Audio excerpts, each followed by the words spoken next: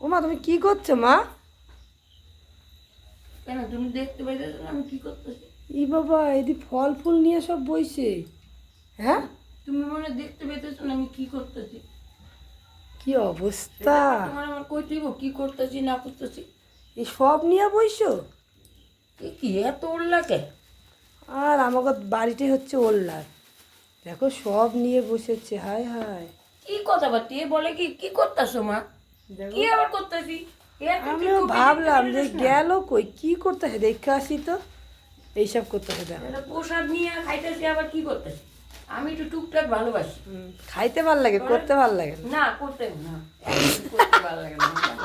আবার বলে কি না, করতে ভাল ঠিক লাগে না। বলেছে, একদম সত্যি কথা বলেছে। খাইতে ভাল লাগে, আমার করতে ভাল লাগে না। না কি জ্বালা তবে আমি লতিকে। কিন্তু দুপুর থেকে এই নাড়ুগুলো শুরু করেছি। এই নাড়ু, তারপরে আবার এই যে চিড়ের নাড়ু, চিড়ের মোয়া। চিড়ের মোয়াও নিয়ে গেছিলাম। দুপুরবেলা শুয়ে শুয়ে খেয়েছি। ও, চিড়ের মোয়া খাওয়া হয়ে গেছে। হ্যাঁ, চিড়ের মোয়া, তিলে এইটা।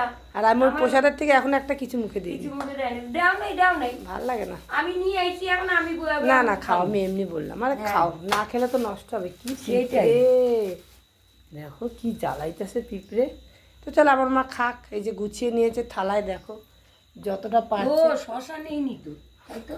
নেও, তোমার কে না করছে শশাটা নিতে। নিলে পরে হজম হবে তাড়াতাড়ি, হ্যাঁ, বুঝেছো? খাও, হজম হলে আবার নিয়ে বইতে পারবা। ব্যাপারটা কি বলতো, আরো আগেই খেতাম, ব্যায়াম করেছি তো, তার জন্য একটু রেস্ট নিয়ে নিলাম তারপরে।